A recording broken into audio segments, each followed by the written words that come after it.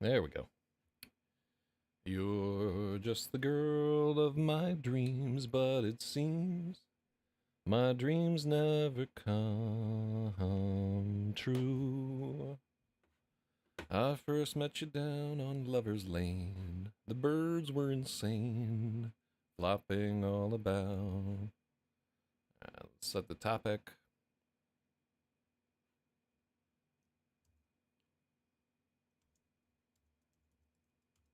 Ooh,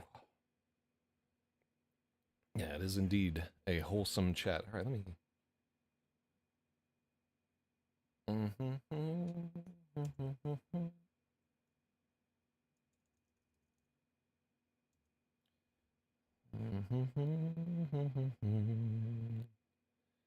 La, da, da, da, da, da. I think that's about all I'm gonna do.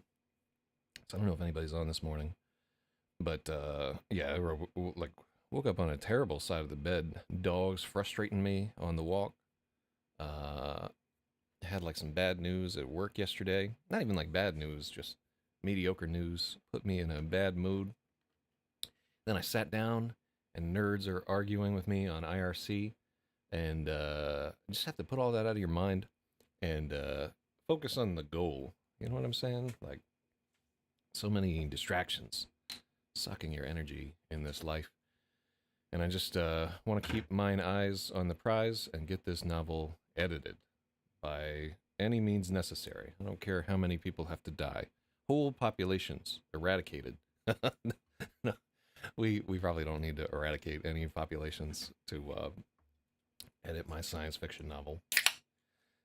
So yesterday we worked on two chapters that I think are real roadblocks to our readers, and I'm unhappy to see that there is another big old block of a fantasy chapter here.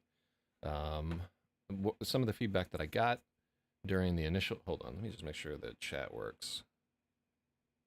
Chat. Yeah. Okay. Cool. It does work.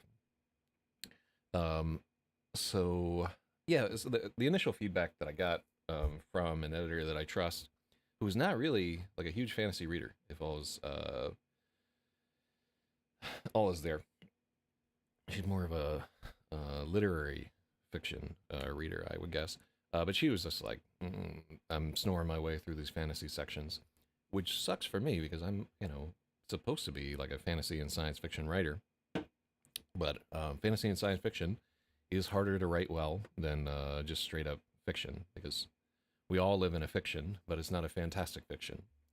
So, so anyhow, the main issue that I have here is that chapter 22 was kind of slow, and then I'm worried that chapter 23 is also slow because it does a lot to like move the pacing of the fantasy campaign. And I think it's long, and so yeah, just 22 and 23 I'm looking at, and like maybe we could cut these chapters. So it's not one. I'm glad I'm starting it early in the morning where I have like some energy and some fortitude to like plow through something that I think may be hard. But two, also like a little worried that these chapters will get cut, which is never a good feeling. Like cutting stuff out of a book is so much harder than putting it in, to the point where people will get leery about even putting stuff in. And this is where like an external editor, it's so much easier to cut out garbage that somebody else has put into something than garbage that you put into something because you're invested in your own work, and an editor is invested in their work, and their work is removing the garbage, and getting a narrative to be clear and concise and all the things that hack science fiction writers are not good for the most part. But anyhow, there's a lot to be happy about. We're a third of the way through, and we're finally getting into a position where we're like editing every day, and I am regaining my confidence that we can win this Hugo Award for my heartbreaking work of staggering genius. Wait, that's been taken for my ebullient work of unfathomable sadness. I don't know. We're gonna have to make it happen. So this is also a book break too, and I think kind of the trap that we're falling into You do a big break in a book, like this is Act Two of the book, and the book has three acts, and you start to believe, okay, well, it's a new act. Like I have license to do a lot of the things that you do in the beginning of a book, like establishing characters and doing all kinds of stuff and so forth. And I don't know how much that's true. I don't know if the reader is ready to like strap on and remember a bunch of new names and deal with like a bunch of world building stuff every third of the book or so. But again, this is why we have an external editor. And the editing I do here is largely like a line edit for flow, to find things that like stick out, to look for clumsy phrases, to just try and read it aloud and see it in a new light and see if it's any good, and then try to make things better as best I'm able. But it in no way takes the place of that external editor who is so critical here. So, without further ado, Cinnabanathi hated the moon singer. There was no sense to it. Swilev was only a mouth. Hold on, this is. Why are we? Are we like just right on the threshold where? Does this make it better or worse? All right, that's better. Yeah, our threshold was just a little low, and the air conditioner in the background was triggering. I am my own recording technician. All this stuff, by the way, I am astounded that AI has not taken over noise reduction in like a real and meaningful way, and just like that there's not a solid solution that is like they have plugins and stuff that do this, but they're not great at the moment, and they tend to scoop out a lot of the sound, and we really are at the point where I would like to see just every piece of mixing hardware have like really like there's no reason to like need an engineer for like the compression and gating and noise whatever state, and we're constantly fiddling with these things, and like pretty soon all of this is going to be completely automated, but that time is not yet, certainly not with the equipment that I have. But yeah, one more job that goes to a machine. So Cinnabanathi hated the moon singer. There was no sense to it. Swilev was only a mouthpiece. It was the moons, so cold and far away, who arranged the lay of fate. The silver moon made Cinnabanathi a shepherd of men. The red moon ordained that. Is ordained even the word that I want here? Ordained is not right. That doesn't. Let's look exactly what that word means.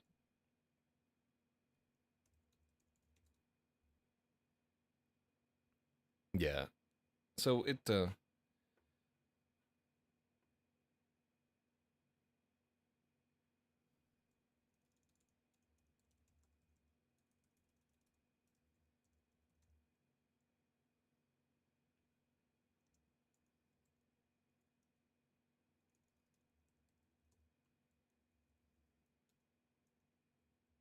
yeah, I like decreed a lot better than ordained.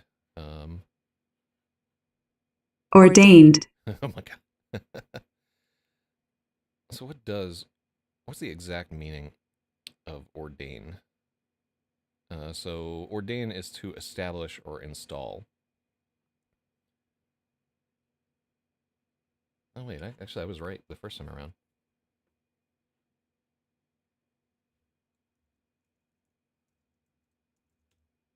Yeah.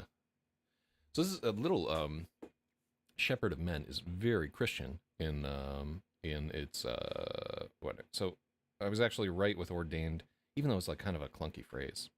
So the silver moon ordained Sinbanathi a shepherd of men. Yeah, which is great. Like I just forget how the word ordain works because my mind is full of pinholes. It's all the acid I did when I was a kid. Mm. Constantly coming back on me. The red moon decreed she must lead her lambs. Oh, wait. Yeah, so ordained is good there. The red moon decreed she must lead her lambs through the valley of death into the slaughterhouse halls of Blag Boar. Then, at the very end, the blue moon intended she should abandon them. Hidden in the space between the stars, the bad moon worked to pull everything apart. All mortals were pawns, drawn in all directions. It was the great curse of the elves to see those strands and still believe they might.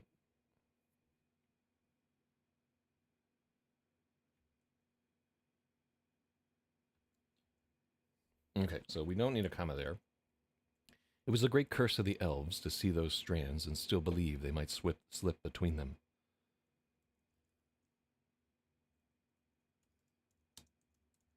Their goal was impossibly far, and the wind blew against them. Still, Cinnabanathi had to take the chance. She passed through the camp like typhoid and doomed all she touched. As she selected the soldiers, her heart ached to warn them.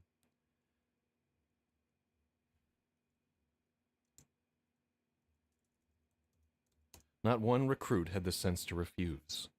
It was an honor to march with the Dragon Slayer. All right, so I don't want there. Okay, so what this chapter, now I'm remembering, what this chapter is doing is trying to, like, establish the fellowship that's going to go, they're establishing the characters for the, I guess, adventures part of this narrative, which is a straight D&D throwback, where the rest of the story is a wargaming throwback. And it's probably worth doing, because these characters are all going to come up again and again. And I think this is like a backstory chapter. So we really are leaning into, this is the like chapter 1 of Act 2, where you get to introduce all the characters and you're supposed to care about them and so forth. How effective it is remains to be seen.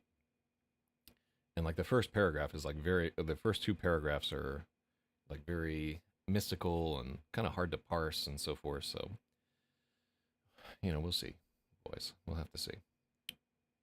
Also, why? Here, this guy, you should be there.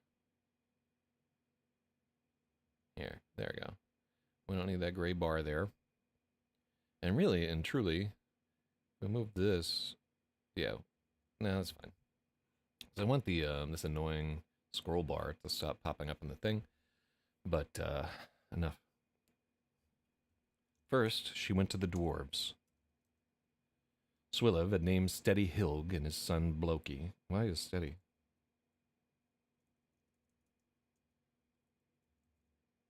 Swillev had named Hilg and his son Bloki.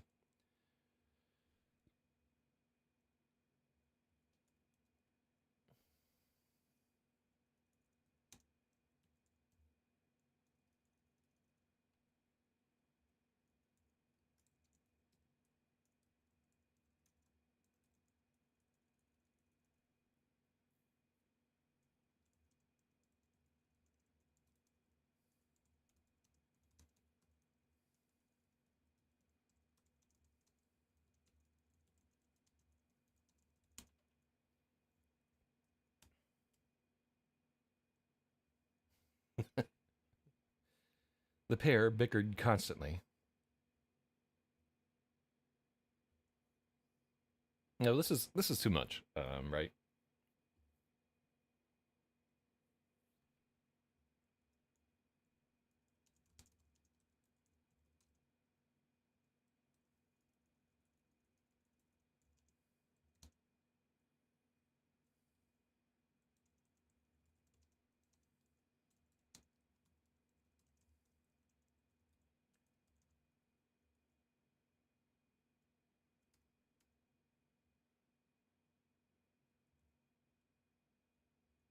All right, I do kind of like this chapter, now that we're getting into it there. First, she went to the dwarves.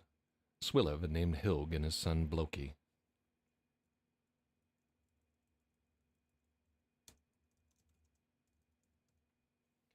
Swillev had named Hilg and his son Bloki.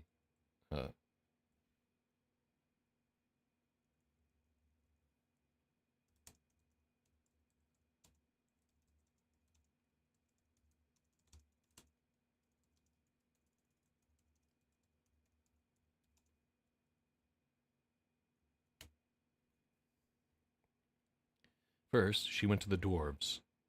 Swillev's prophecy called for Hilg and his son Bloki. The pair bickered constantly, as different as two dwarves could be. Cinnabonathi had asked all her Hawkmoon if they could tell why. To an elf, father and son seemed exactly the same. They were both intensely stubborn and incredibly brave.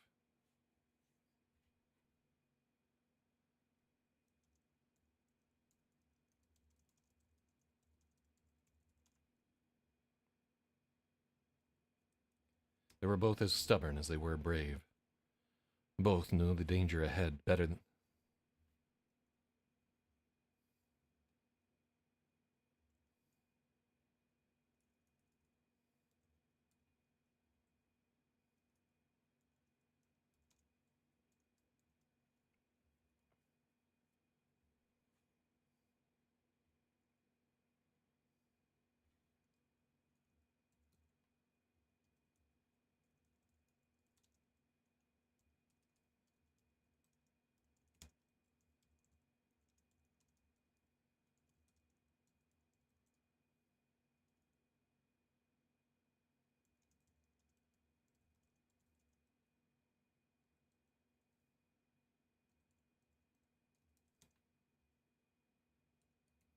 Mm-hmm.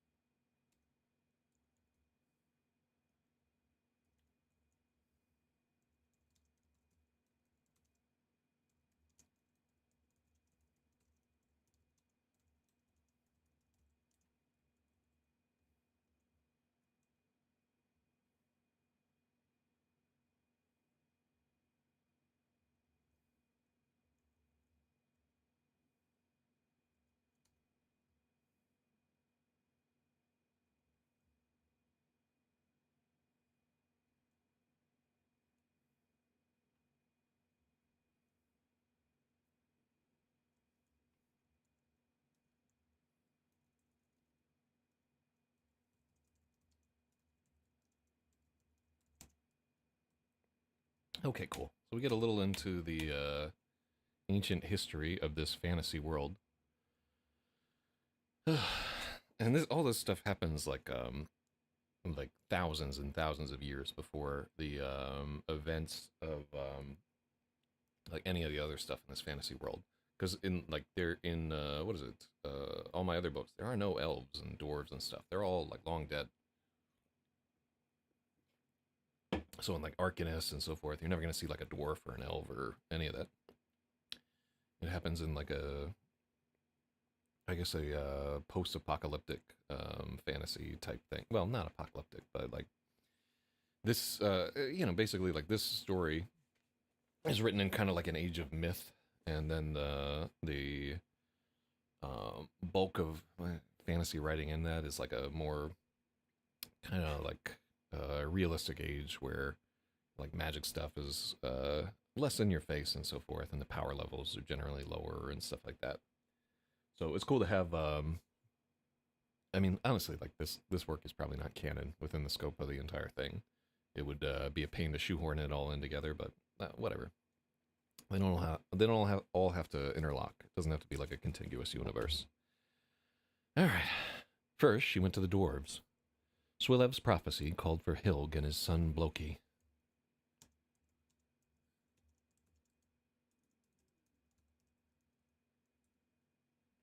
To lead the shield bearers.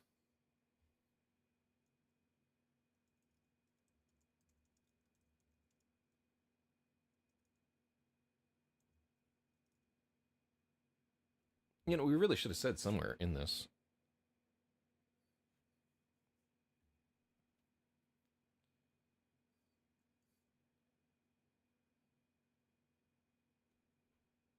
Let me see. Where does I think he's the first that he names in the prophecy here?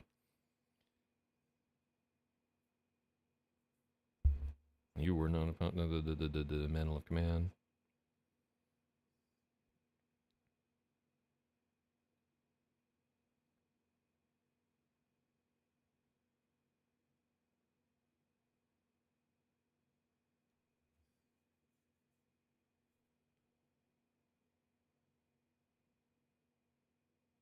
You must send no more than 40.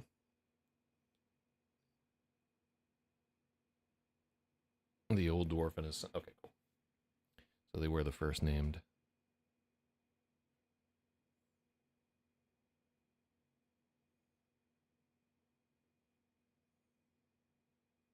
Cool.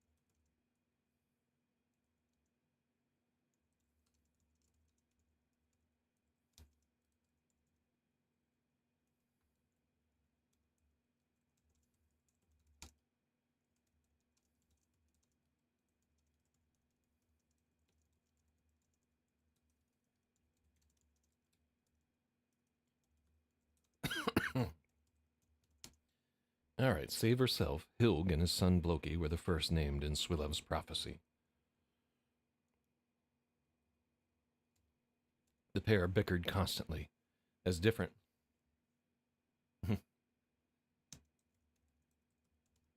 Supposedly as different as two dwarves could be.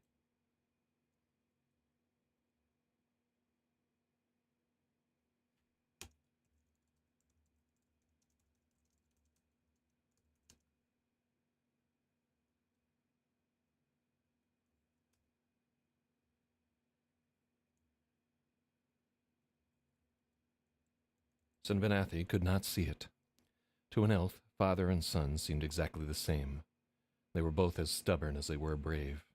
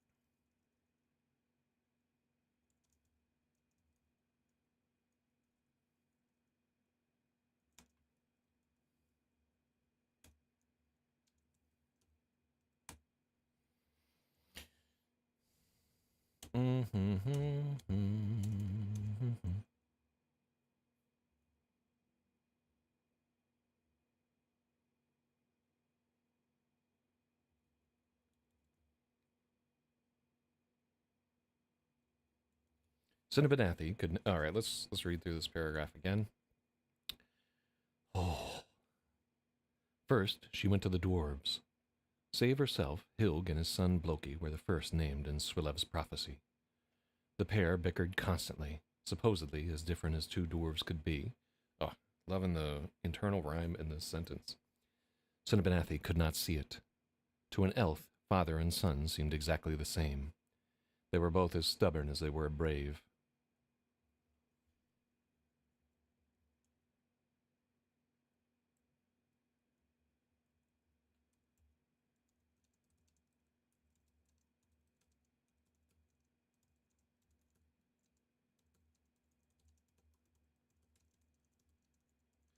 They knew the danger ahead better than anyone, yet neither hesitated to sign on. Cinnabonathi could never understand how Serenine could loathe these people. They were solid as bedrock and reliable as the sunrise. Silently, she cursed the queens of old who'd made their races enemies.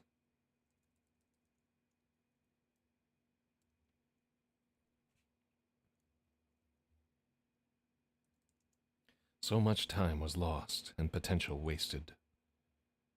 After the dwarves, she went to Captain Wembley to see about his halberdiers. She told herself the humans could not hurt her.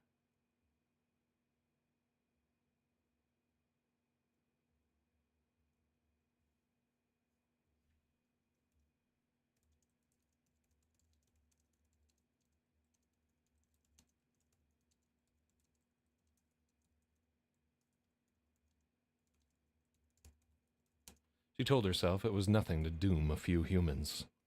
Their spans were so brief and meaningless. Another lie. In the Battle of Eravitramor, a wicked shard, a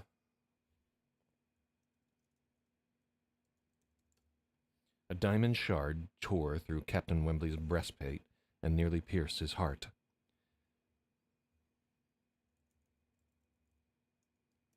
The Imperial Surgeon is a title. The Imperial Surgeon took one look at the wound. Oh, no. Imperial needs to be capital. Surgeon does not. The Imperial Surgeon took one look at the wound, shook his head, and warned Bobbert not to waste bandages.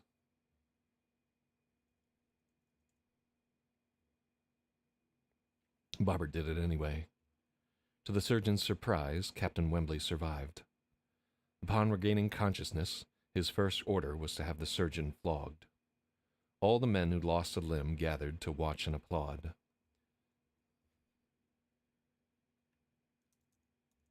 Still, Wembley was pale as milk and he could scarcely walk. Still, Wembley was pale as milk and he could scarcely walk. When Cinnabonathi told him of the mission, he tried to volunteer.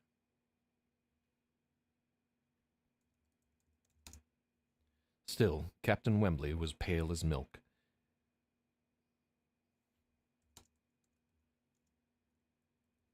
He could scarcely walk. When Cinnabonathi told him of the mission, he tried to volunteer. The weakness galled him. What was it? Galled. I think it's galled, like gallstone or gallbladder. The weakness galled him worse than the wound, but he was not in the prophecy. Instead, Cinnabonathi selected Wembley's second-in-command. Lieutenant Cinderman was one of the reinforcements from the west.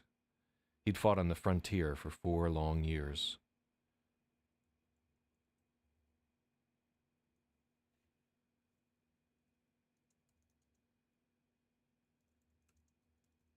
All hope had fled his tired eyes, and every hair on his head had gone stark white. Cinnabonathi gasped when she saw him.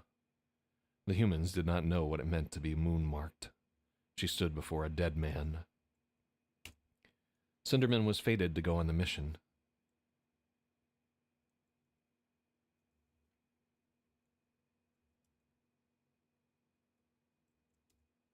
Cinderman accepted her offer.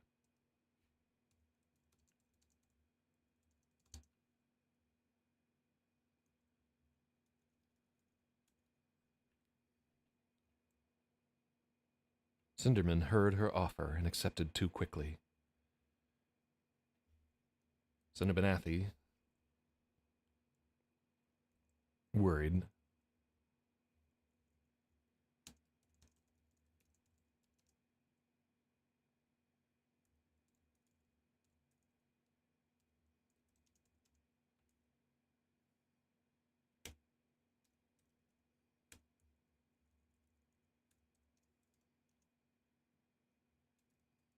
and perhaps has a comma.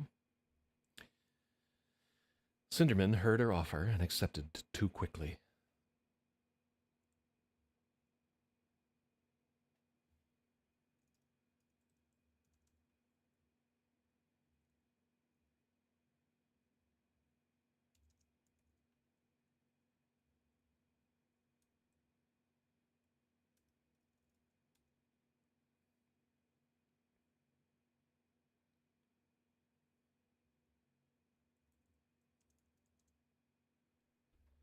Cinderman heard her offer and accepted a bit too swiftly.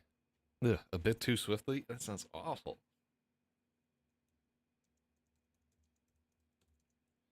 Yeah, everybody accepts without pause. This is ridiculous.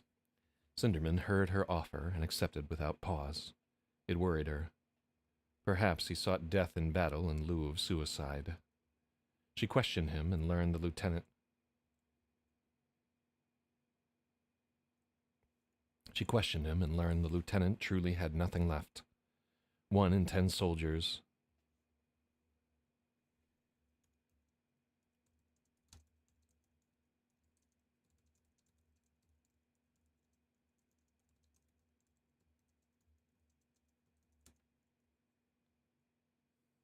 Out of 10 soldiers sent to the frontier, just 1 survived after a year.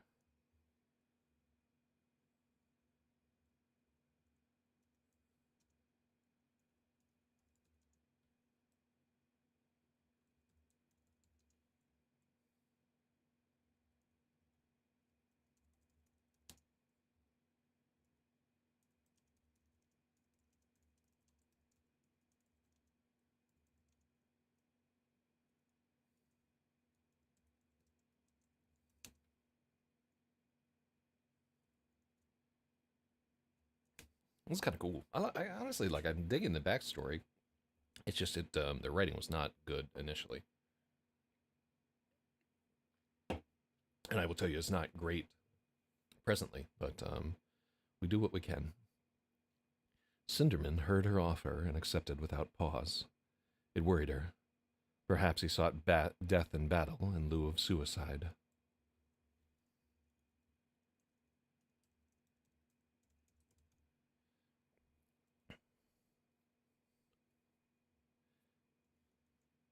Cinnabonathi questioned him and learned the lieutenant truly had nothing left. Out of 10 Imperial soldiers sent to the western frontier, just 1 was likely to survive a year. His wife, child, and all of his friends were dead, burned alive as the Blackclaw horde advanced. I feel like that's a colon and not a semicolon. Here, let's check this out.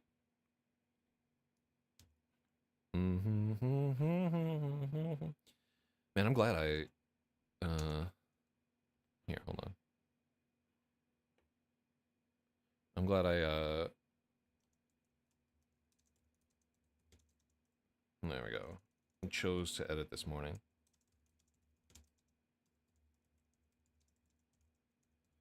So what's the rule here? So... Burned alive as the Blackclaw horde advanced. I think it needs a colon, if only because it's not a complete sentence because the subject is in the initial part of it. Like it's not an independent clause, I believe. You actually want a colon here rather than a semicolon. A colon acts as a spotlight. It signals to the reader what follows as an explanation, a dramatic reveal, or a summary of what came before it. Okay, so a semicolon is used to link 2 independent clauses. Okay, cool. So yeah, I'm starting to learn a little bit more about this whole grammar here. Yeah, I like that. I'm starting to sense more and more stuff that's wrong. This is all stuff I should have learned in grade school, by the way.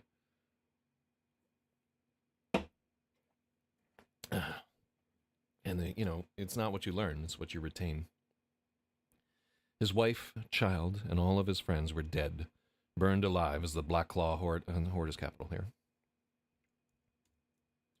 Blackclaw horde advanced.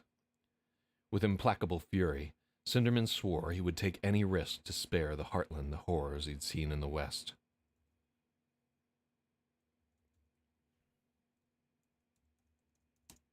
The Imperial Heartland, the horrors he'd seen in the West. The chance to kill goblins was a welcome bonus. Cinnabonathi agreed. She hoped it would bring him peace. Okay. Like, yeah, I wonder what the hallmarks of a really good putting a team together chapter are, right? I guess Ocean's 11. What are yeah, let's go for a look at what makes these.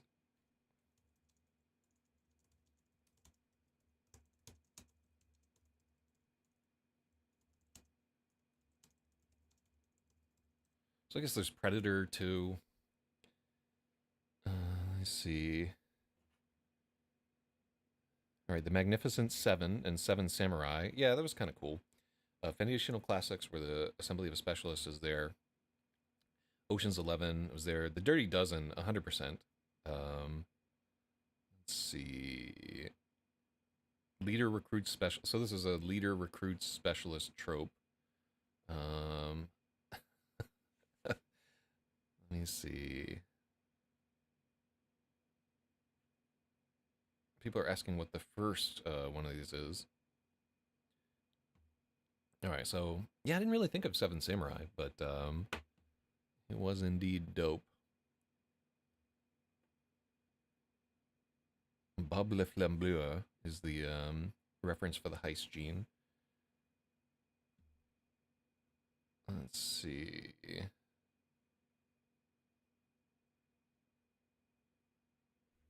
All right. Chatting into the void here, folks. All right, cool. So if I myself think about like the elements that are cool there, one of the things that's neat is like they'll often give somebody like an ability to like show their particular reason why they're added to the unit and so forth. And here we remove some of that because it's not Cinnabonathi choosing things. It's the prophecy has dictated it, and her drama is that she has to like live with the knowledge that all these people are going to die. It becomes like kind of complicated and whatever. Um, and I'm not sure that it really like the main thing with like all of our fantasy sections is they a little bit need to track with what's happening in Robin's diagnosis and so forth there. So yeah, this is potentially diverging from our creative vision. Like I said, this chapter may get cut, but it doesn't mean that we don't have to edit it. All right, so she sought Sergeant Saladin next. Wembley had warned her he was a bit daft, but it was far more than that. Sol-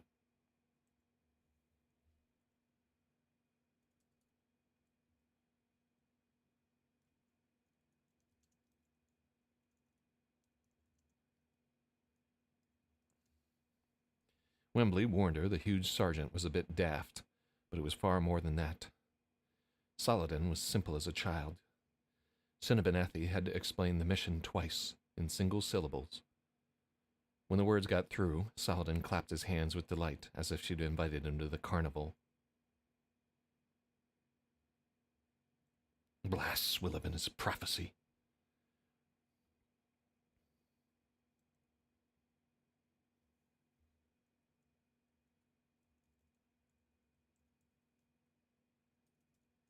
Sending the feeble-minded to war was an act of unthinkable cruelty. Oh, I like this.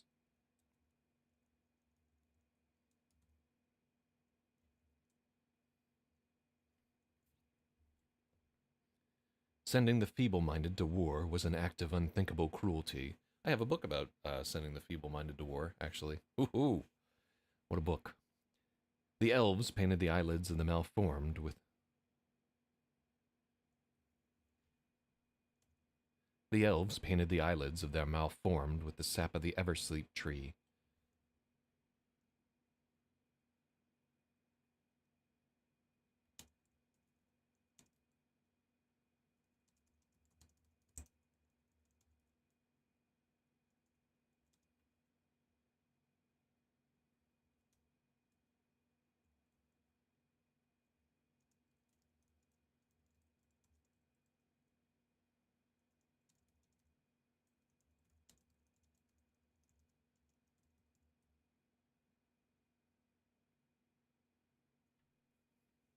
The elves painted the eyelids of their malformed with the sap of the eversleep tree to keep their suffering brief. It's quite a sentence. And then just like Spartan style eugenics.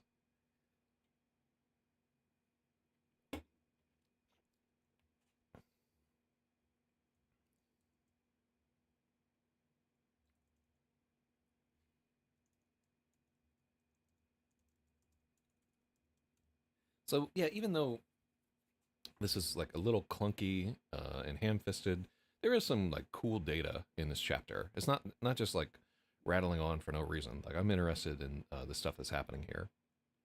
So maybe something that we can like streamline or tell from like a different POV, or just change up like the dynamic of the cursed troop going into the prophecy and blah blah blah. Um, Worried, Cinnabonathi spoke with a few of his halberdiers. The consensus was clear. Saladin's men adored him. His spirits were always high, for he was too. His spirits were high. His spirits were always high. His spirits were perpetually high. No, his spirits were always high, for he was too simple to conceive of death or defeat. He was a hero, actually. Every man knew his tale and was eager to tell it. Saladin came from Wenji, a confederation of 4 unruly duchies at the northwestern edge of the empire. They were mountain people, violent and proud. As the grand empire of see, this is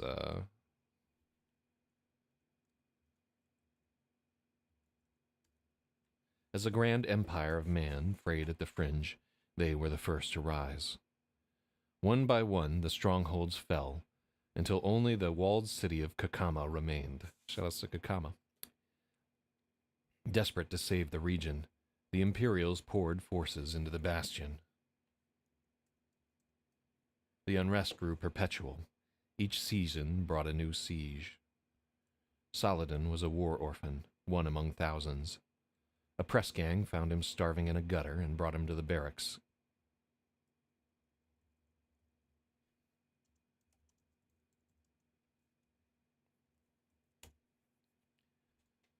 A press gang found him starving in a gutter and brought him to the barracks to serve as a scullery slave. He was the cook's favorite, for he always smiled and never complained. They called him Pot Boy and lowered him into the great cauldrons so he could scrub from within. The work was hard, but he was never hungry again. Little Pot Boy grew into a giant.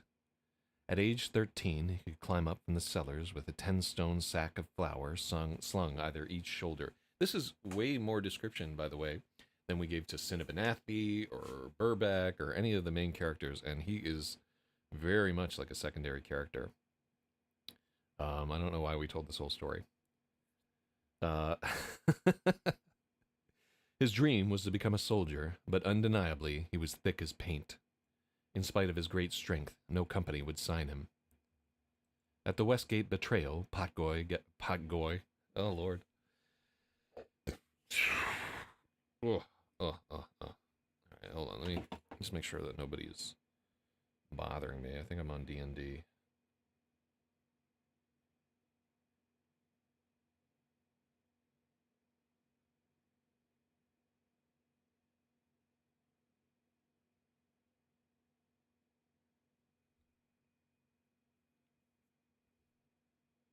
Alright.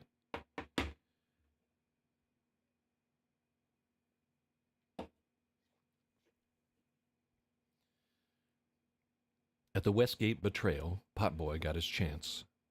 3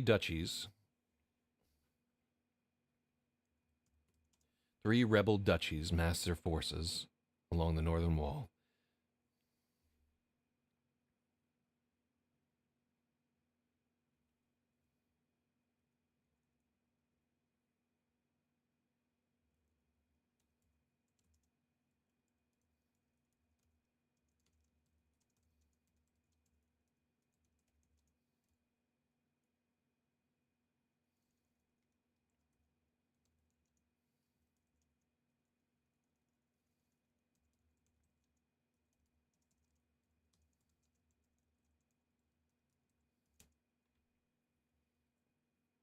So Northern Wall is not a proper name. Meanwhile, a sneak attack came from the west. Duke Yamon's traitor had infiltrated the western gatehouse.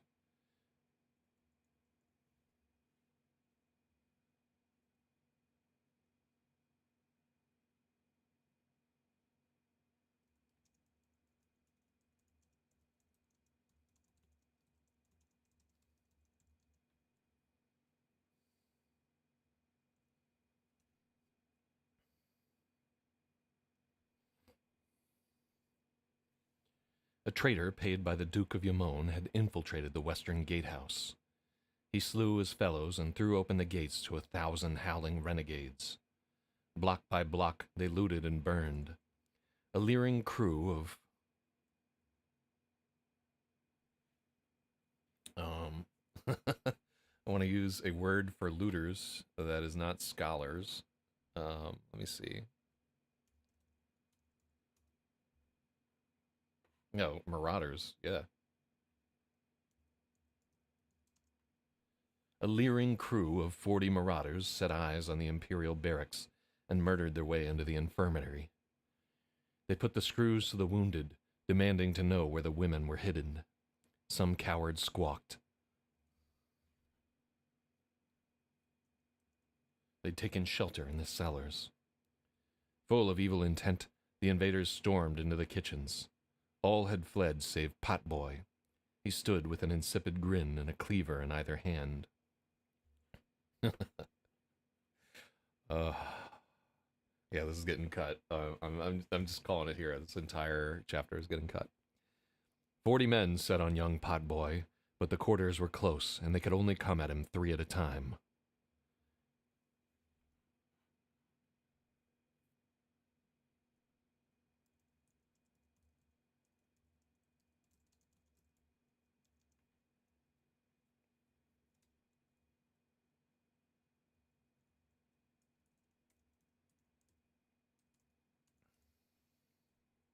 When the northern assault broke against the wall, a rearguard raced to save the barracks. The women were safe. Potboy stood guard, ankle deep in the dead. He smiled still, though a cudgel had knocked out all of his teeth. Young Saladin became an emblem. As a reward for his bravery, the Imperial emissary enlisted him as a sergeant and had him fitted for a mouthful of golden teeth. His men loved him. He ate like a horse, slept like a bear, and fought like a juggernaut. They called him Potboy still, for he could never quite remember to answer to Saladin. Look at this. This is, 1, 2, 3 pages dedicated to Sergeant Saladin. He does become like a pivotal thing later in the story.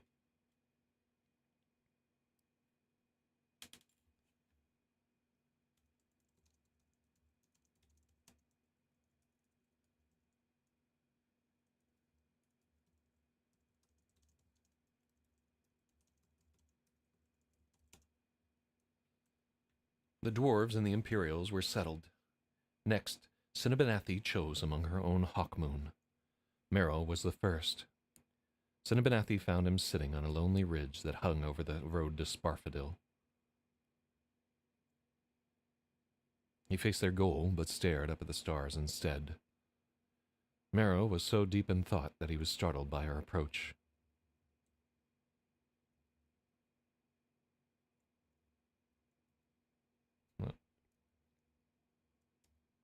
His face told the tale. When the moon singer dismissed him, he dared to dream he had escaped. She had to watch that hope fade away. Cinnabonathi had to watch.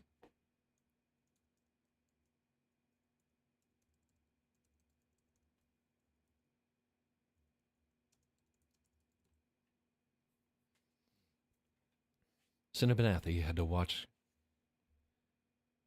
his hope fade away. Cinnabonathi had to watch his hope fade away. They'd served together for a long time. There was a moment where, if he'd asked his fate, she'd have told. His eyes burned with desire, but wisdom held his lips closed. It was better not to know.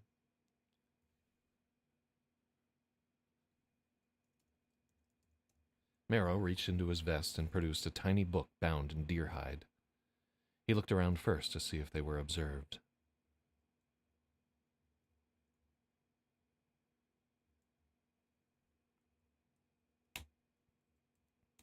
I felt it.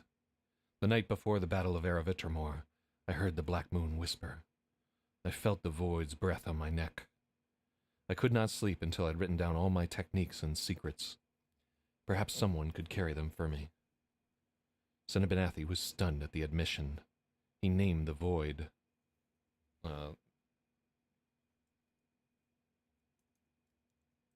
Marrow named the void. They were perilous words. If the wrong ear heard, they would both be hauled before a demon hunter. Marrow did not care. Before the war, Marrow was a chrysalis of far-reaching fame. It was an art only the elves could master. In specially prepared molds, Marrow cultivated crystals that grew in glacial waves. As they sublimated, impossibly fine layers of precious metals remained. A single blade might take centuries to complete. In his secret workshop, his sole opus was still underway.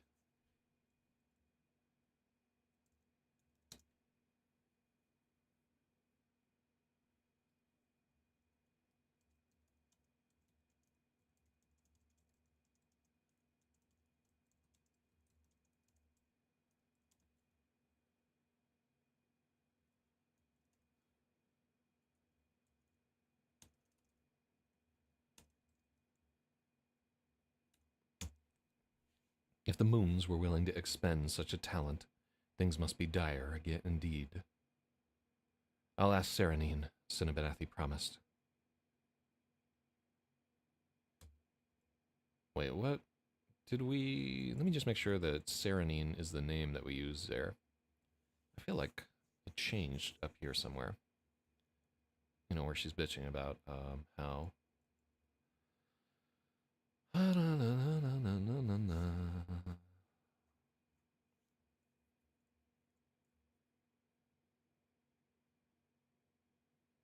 Yeah, Serenine. Really, like, why did we make her a named character? Because she only exists for this chapter and is never mentioned again. Yeah, there's probably like some kind of rule about naming a chapter and like how much they need to appear in subsequent whatever. I'll ask Serenine, Cinnabenathi promised. We leave at dawn. Perhaps she can find a disciple, Marrow hoped. They bowed in silent prayer, though both knew it was a fantasy. The workshops were all empty. The apprentices had all gone off to war. No one had time for art anymore. She left Marrow on his ledge, staring off at the end.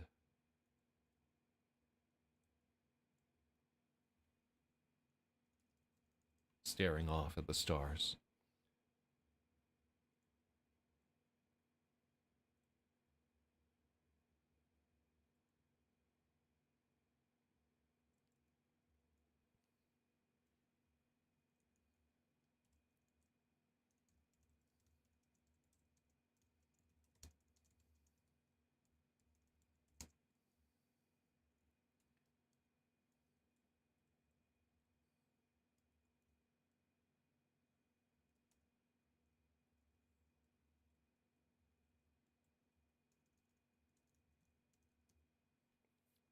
Cinnabenatho. Alright. Cinnabenathi chose the rest of her Hawkmoon. The rest of the Hawkmoon.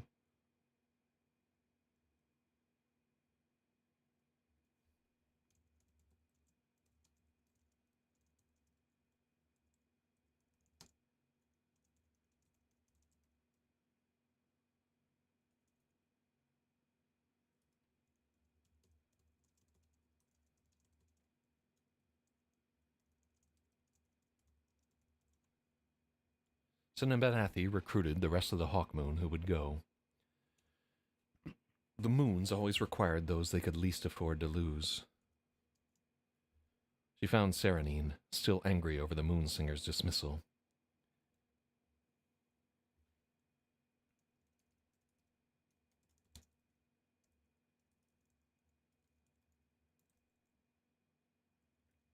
The sorceress agreed to take Marrow's journal, then Cinnabenathi had to watch her weep. It seemed the two must have been lovers.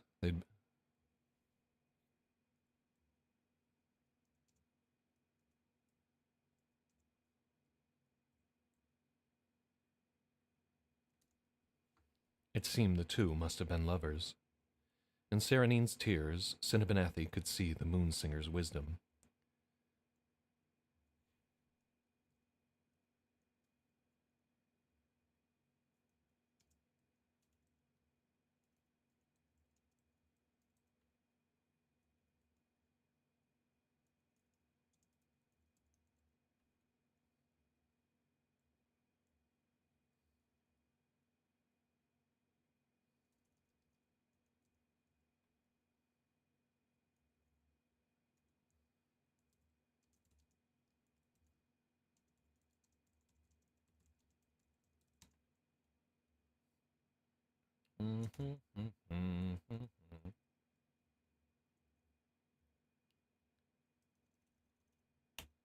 In Serenine's tears, Cinnabonathi could see the Moonsinger's wisdom.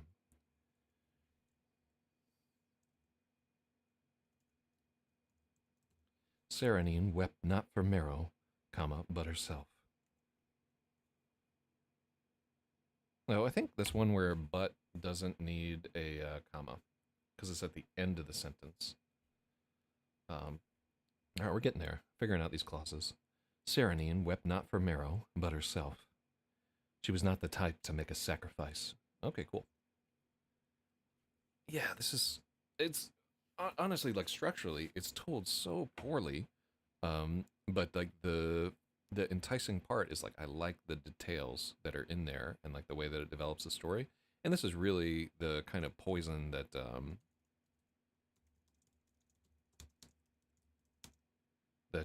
is why, like, writers are so bad at, like, killing their darlings and so forth. You need a pair of commas. So not for Merrow. Oh yeah, yeah. So I'm glad I checked because I'm very wrong. Serenine wept. Oh, it's the not that screws us up. Not for Merrow, but herself.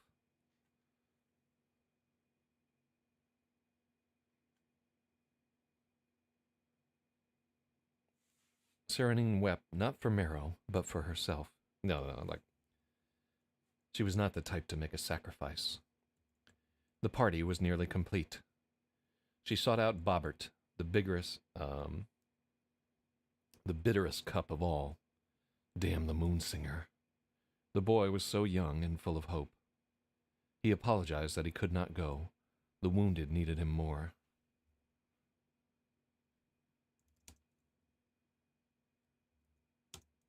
So he's the only one that refuses out of like the people that she reaches out to.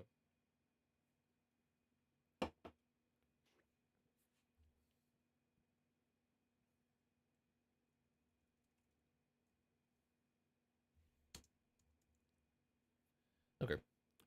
The boy was so young and full of hope. He apologized that he could not go, for the wounded needed him. There were never enough healers.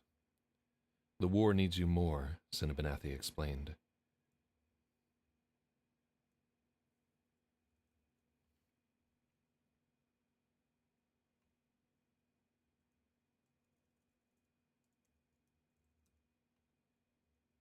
Cinnabonathi ordered. She did not say more. The burden of prophecy was hers to bear. Bobbert acquiesced, for he believed the elves were wise. Damn the singer. Damn the moons. Too soon they were on their way, marching into the jaws of the enemy. Oof. So, very hinky chapter when it really comes down to it. I feel like this is so. To me, this chapter is like a 6 out of 10, and I want my chapters to be like 8 or 9 out of 10, but I don't know how to fix. Let's add a comment here. Let's see.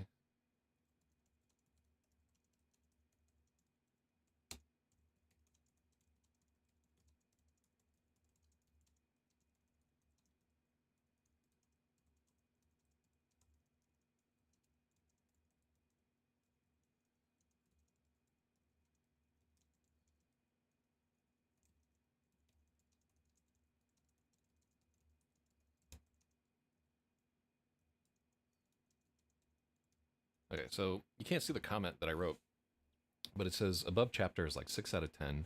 It needs to be better if it's starting off a book. Details and such are good, but they're profuse, and it maybe needs some action or a threat to get things going. It's 2x too long. Vlad set down the stack of character cards with a cocky grin. Robin was astonished. How did he do that? On the fly, Vlad had managed to take all his little bits of story on the backs of the index cards and weave them together into the campaign. He filled in names, places, and motivations all on the fly.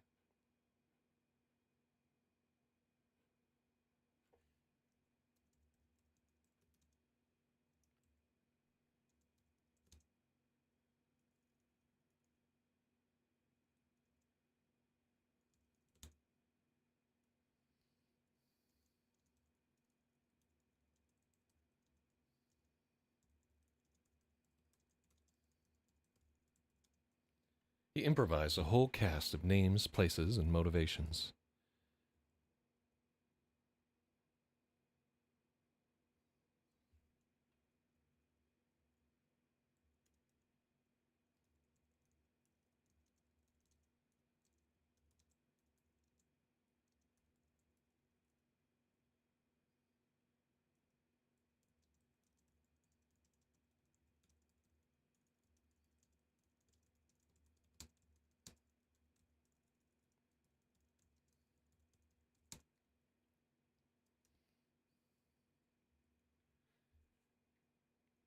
All right. Robin really felt like he was part of a doomed. All right, let's do the whole paragraph. On the fly, Vlad had managed to take all his little bits of story on the backs of the index cards and weave them together into the campaign. He improvised a whole cast of names, places, and motivations. We need a comma on places. Robin really felt like he was part of a doomed troop about to venture into goblin territory. He could barely wait to get underway. Now, the force is assembled and your journey begins. Now needs a comma. Now, the force is assembled and your journey begins. You must traverse leagues of enemy territory to reach the legendary lost mines of Black Boar. Wait, aren't you forgetting someone? Sandy asked. Vlad had left Ureg the Whirlwind out of the story so far. Sandy was getting antsy. Robin was pretty sure Vlad was doing it just to torture him. The prophecy did say an old foe would throw himself at our feet, Duncan recalled. Ureg would never lower himself so, Sandy protested. We'll find out. Clear the table. Bring out the map, Vlad commanded. Commanded is too much.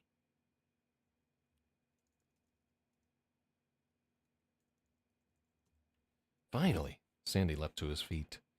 Now it was his turn to show off. He brought out a giant roll of butcher paper and unfurled the overland map. It took up half of the table. Wow, look at this, Chuck clapped. The map was a grid of neat 2-inch hexagons. The edges of each cell were shaded with colored pencil. The terrain was done with stamped icons of twisted trees, marshy reeds, foothills, and ruins. The roads were inked in black and red dashes. The text for the labels and legend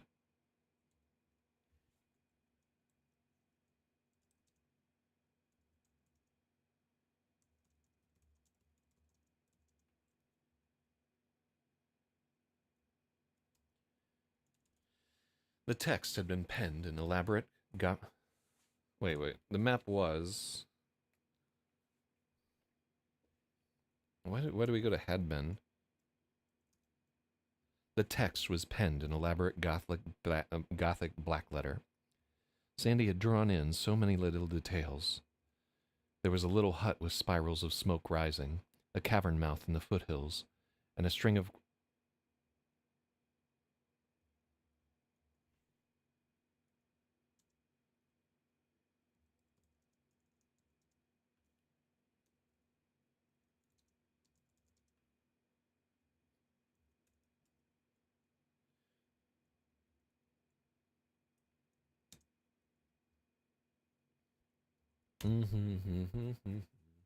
Stories seemed to... Okay.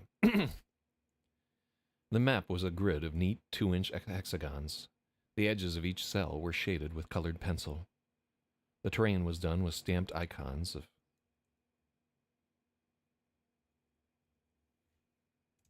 Stamped ink icons of twisted trees, marshy reeds, foothills, and ruins. The roads were inked in black and red dashes.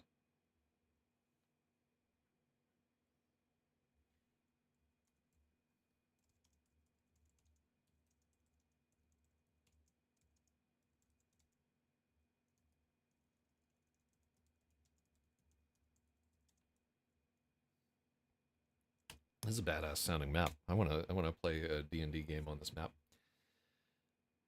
All right, let's try again. The map was a grid of neat 2-inch hexagons.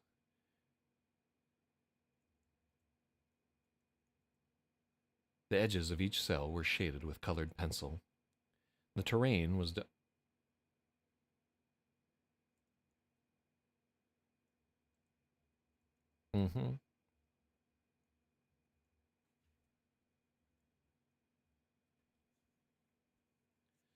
The terrain was done with stamped ink icons of twisted trees, marshy reeds, foothills, and ruins.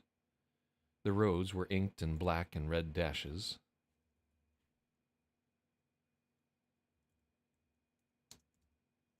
And the lettering was all penned in Gothic blackletter. Sandy had drawn in so many little details. There was a little hut with spirals of smoke rising, a cavern mouth in the foothills, and a tiny string of war canoes beached on the shore beside a river hex. Stories seemed to leap off the map. This is so cool.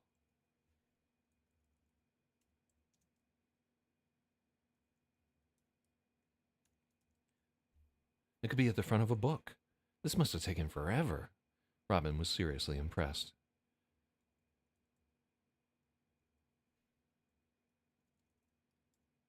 It only took us an evening. My mom makes us do family craft night every week. I cashed in and put the whole Amsler clan to work. See how sharp these hexagons are? I couldn't figure out how to make the grid. My dad showed me this draftsman's trick. You do vertical lines first, then set at 60 and 100. Mm-hmm.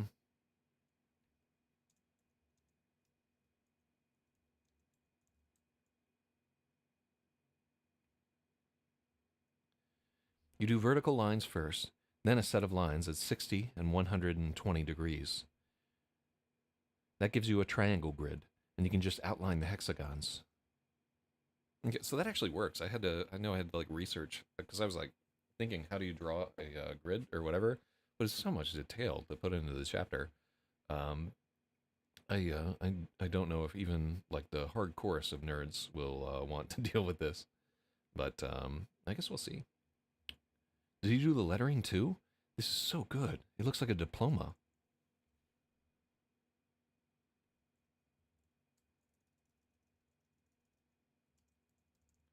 The writing looks like a diploma. No, that's my sister Rachel. She's big into medieval history and calligraphy. Pretty good, huh? She's amazing, Duncan agreed. How'd you make all the little terrain icons? We really get into this map. Oh my god. I don't know, boys. I don't know if the readers are gonna. And so all this stuff is here partially because we're foreshadowing Sandy's family. That's like a big thing later in the story.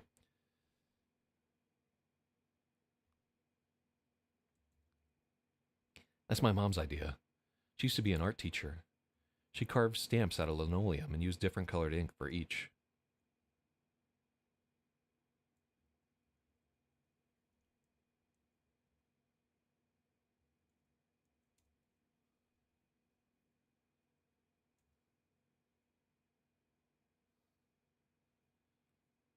She used to be an art teacher.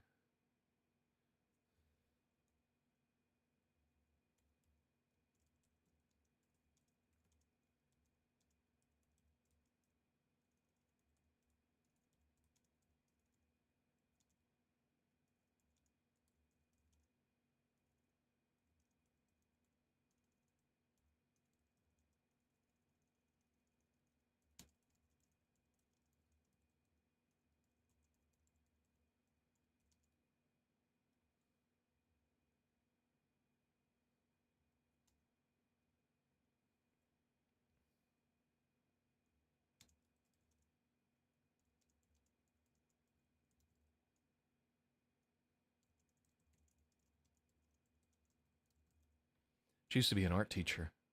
The stamps are carved linoleum. I can use them again for the next map. My little sister, my little sister Yvonne. So Yvonne is here in these. My little sister Yvonne wanted to do all the stamping. So if they're crooked, blame her.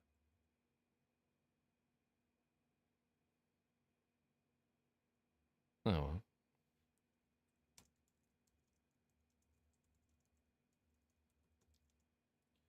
You need so many commas for this to work out here. My little sister Yvonne wanted to do all the stamping. So if they're crooked, blame her. Tag along Yvonne. Vlad tapped the empty box of Girl Scout cookies. So this is a period, because it is not a dialogue tag. The tagalongs were long gone and the thin mints were in grave danger. Robin's belief they had enough snacks to last a week had turned out to be a gross overestimation. She gets more insufferable every year, gets into everything, irritates everyone.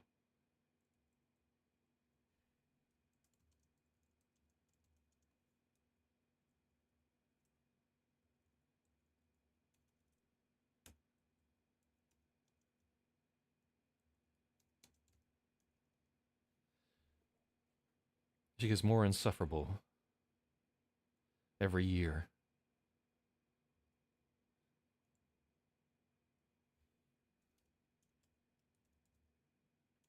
Yvonne gets more insufferable every year. She gets into everything and irritates everyone, Sandy griped.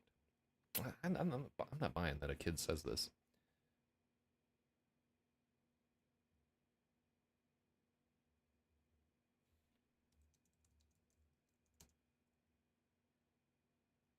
Yvonne's the worst.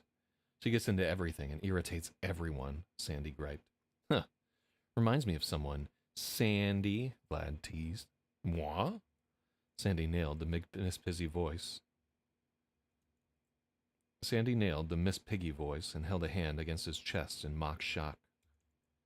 Robin, Duncan, and Chuck cracked up.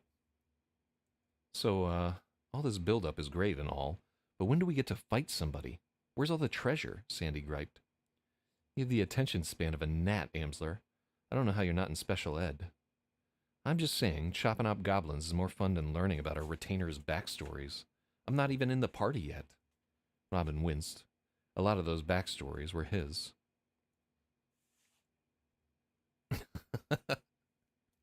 I like that I'm calling out my own boringness. Ugh. The meta commentary. Honestly, like, as meta commentary or meta excuses in a work just makes the work worse. Like, because then you're acknowledging that you have a problem and you didn't fix it. That's so bad. I'm a dunce.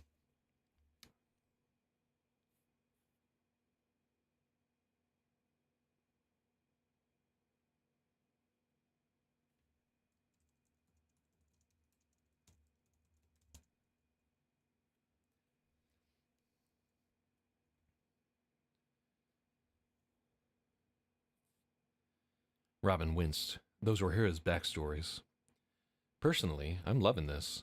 I can't wait to get into it with my knucklehead son, Duncan disagreed. Don't kill him, he added.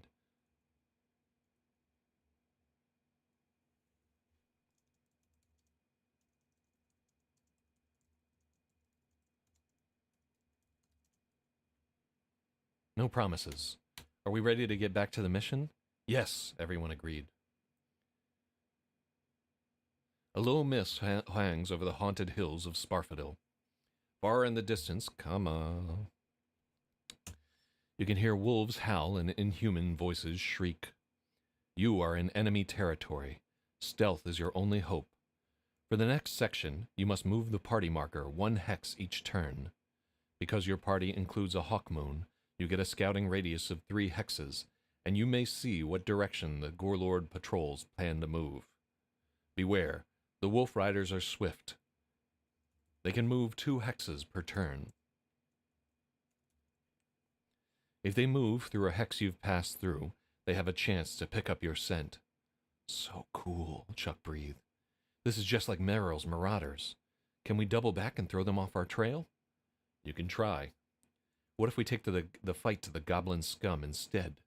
Ureg learn... Oh my god. What if we take the fight to the goblin scum instead? Ureg yearns for combat. Sandy held up his skinny arms and flexed like a bodybuilder. He looked so ridiculous that Robin almost spit out his Shasta. You're only outnumbered about 1,000 to 1. You're outnumbered about 1,000 to 1. Be my guest, Vlad offered. Don't tempt him, Duncan warned. He's rooting for the goblins. Vlad cracked an evil grin.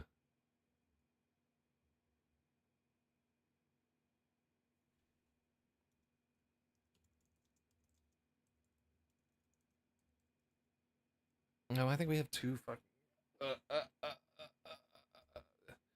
Maybe that didn't get picked up in the mic, and I don't have to pay the dollar for cursing. Nobody's chatting, so I'm gonna pay the dollar to the Leukemia Foundation. So if you're just tuning in, every time I curse on stream, I have to give $1 to the Leukemia Research Foundation. I'm up at $23. That's how frustrating this edit is. God awful. So we have another chapter.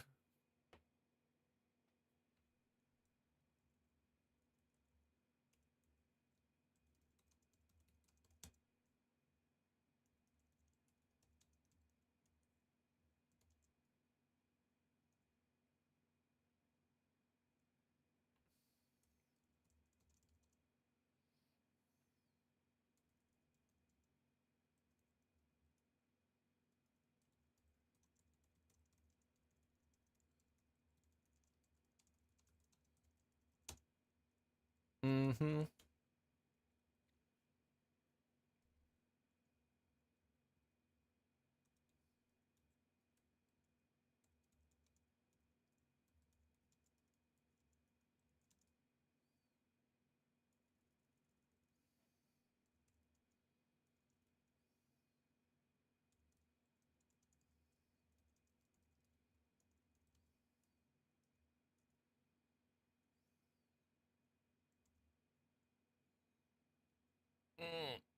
This, I tried so hard to get out of the calling him like a dungeon master or game master or whatever. Mm-hmm.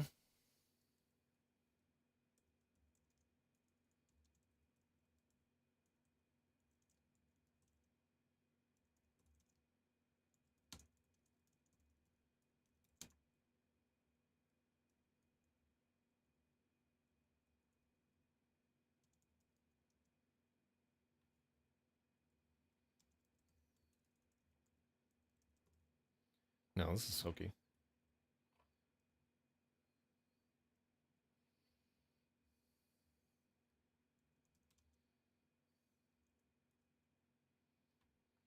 Mm-hmm. Uh.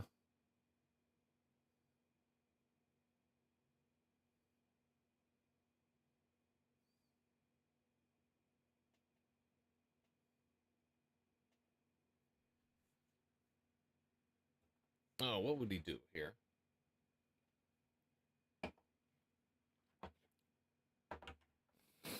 Mm-hmm.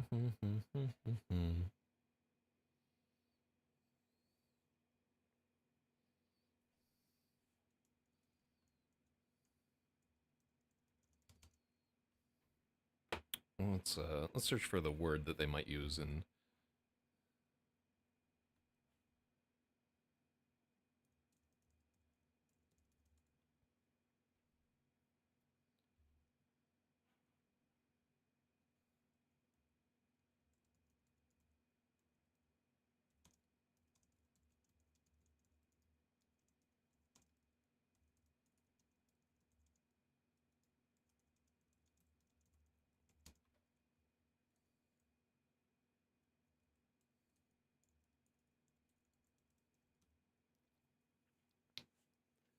I'm the chronicler. I have to. Okay, it's kind of hokey to make this chronicler, but let me see. Hold on. Let me.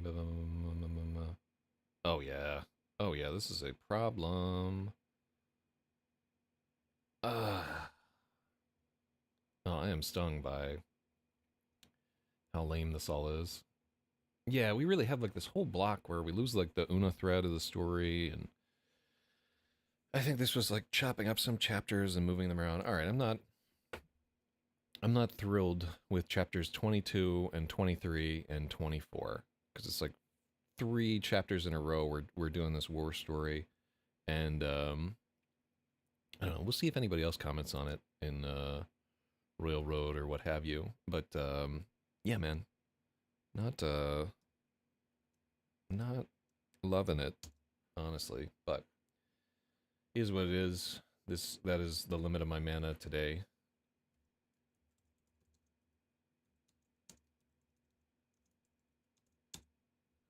And then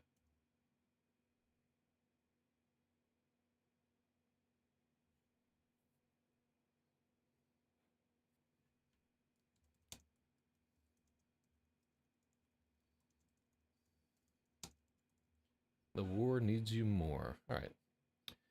We will publish Yon chapter, and I will call it a day. That may be the only editing session that we do. The redesign will eventually become the default or whatever. I'm not loving it, to tell you the truth. I like a lot in that chapter, but I really feel like there is a structural issue that potentially needs to be addressed, and I don't yet know how to fix it. So sometimes it'll come to me like when I think of it. Sometimes it do not. But also I haven't had anything to eat and stuff. So thank you to anybody who like popped in for a second there. Frustrating day, but you know I woke up on the wrong side of the bed. Still managed to get a chapter edited.